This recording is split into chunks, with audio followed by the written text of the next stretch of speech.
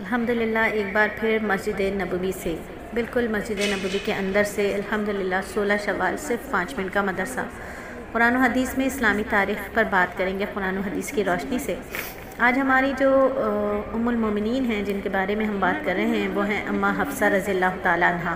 اماں حفصہ رضی اللہ تعالیٰ عنہ حضرت عمر رضی اللہ تعالیٰ عنہ کی صاحبزادی اور حضرت عبداللہ بن عمر کی حقیقی بہن ہے۔ نبوت کے سے 5 سال پہلے پیدا ہوئی۔ پہلے حضرت خنیس بن حذافہ سے نکاح ہوا حذافہ سے نکاح ہوا۔ وہ غزوہ بدر میں شدید زخمی ہو کر کچھ دنوں کے بعد شہید ہو گئے تو نبی صلی اللہ علیہ وآلہ وسلم نے ان سے نکاح فرمایا۔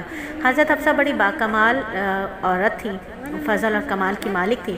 ان کے بارے میں ابن سعد نے لکھا ہے کہ وہ دن میں روزے رکھتی اور رات میں عبادت کرتی تھی اور آخر تک ان کا روزہ رکھنے کا عمل جاری رہا۔ اختلاف سے بڑی نفرت کرتی تھی، دجال اور اس کے فتنے سے بھی بہت ڈرتی تھی۔ انہیں حدیث علم اور فقہ میں مہارت حاصل تھی۔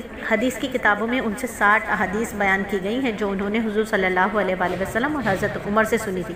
وہ حضرت امیر معاویہ کے دور خلافت میں شعبان 45 ہجری میں مدینہ میں انتقال انہوں نے فرمایا۔ مدینہ کے گورنر مروان نے نماز جنازہ پڑھائی اور جنت البقیع میں دفن کی گئی۔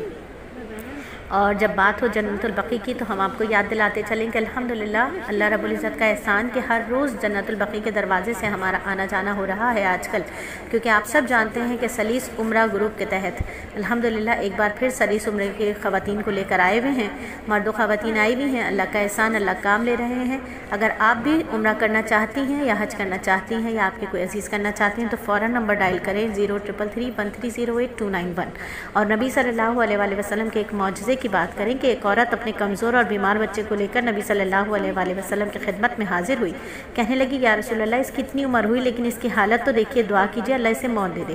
آپ صلی اللہ علیہ وآلہ وسلم نے فرمایا نہیں، بلکہ میں اس کے لیے دعا کرتا ہوں کہ اللہ اسے شفا عطا فرمائے اور جوانی بخشے اور نیک اعمال کرنے والا بن جائے اور پھر اللہ کے راستے میں قتال ہوتے ہوئے شہید ہو جائے اور جنت میں چلا جائے۔ چنانچہ نبی صلی اللہ علیہ وآلہ وسلم کی دعا کی وجہ سے اللہ نے اسے شفا بخشی اور جوانی پائے اور نیک اعمال بھی کیے اور پھر اللہ کے راستے میں قتال کرتے ہوئے شہید ہو گئے، پھر جنت میں داخل ہو گئے۔ ہم بھی دعا کریں گے اپنی ان تمام بیٹیوں کے لیے جن میں عائشہ فرخ ہیں، مہرین عثمان ہیں، سارہ زبیر ہیں اور ہماری ہر وہ بیٹی جسے ابھی اللہ رب العزت نے اولاد جیسی نعمت سے نہیں نوازا۔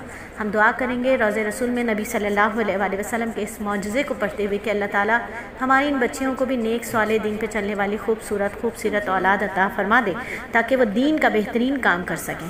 اور ایک فرض کے بارے میں بات کریں کہ نبی صلی اللہ علیہ وآلہ وسلم نے فرمایا جو مسلمان نماز اور اللہ تعالیٰ کے ذکر کے لیے مساجد کو اپنا ٹھکانہ بنا لیتا ہے تو اللہ تعالیٰ اس سے ایسے خوش ہوتے ہیں جیسے گھر کے لوگ اپنے کسی گھر والے کے واپس آنے پر خوش ہوتے ہیں۔ اور جہنم کے عذاب سے حفاظت کی دعا کرتے رہنا چاہیے، یہ سنت ہے۔ جہنم کے عذاب سے بچنے کے لیے اس دعا کا بھی اہتمام کرنا چاہیے۔ اے ہمارے پروردگار، ہم ایمان لائے، ہمارا لہٰذا ہمارے گناہوں کو معاف کر دیجئے اور ہمیں دوزخ کے عذاب سے بچا لیجئے۔ اور ایک بہت ہی اہم عمل کی فضیلت کہ 2 رکعت پڑھ کر گناہ سے معافی مانگی جائے۔ یعنی آپ صلی اللہ علیہ وآلہ وسلم نے فرمایا کسی سے کوئی گناہ ہو گیا، کسی نے کوئی گناہ کیا، پھر وضو کر کے نماز پڑھے اور اللہ تعالیٰ سے اس گناہ کی معافی مانگے تو اللہ تعالیٰ اس کو معاف کر دیتا ہے۔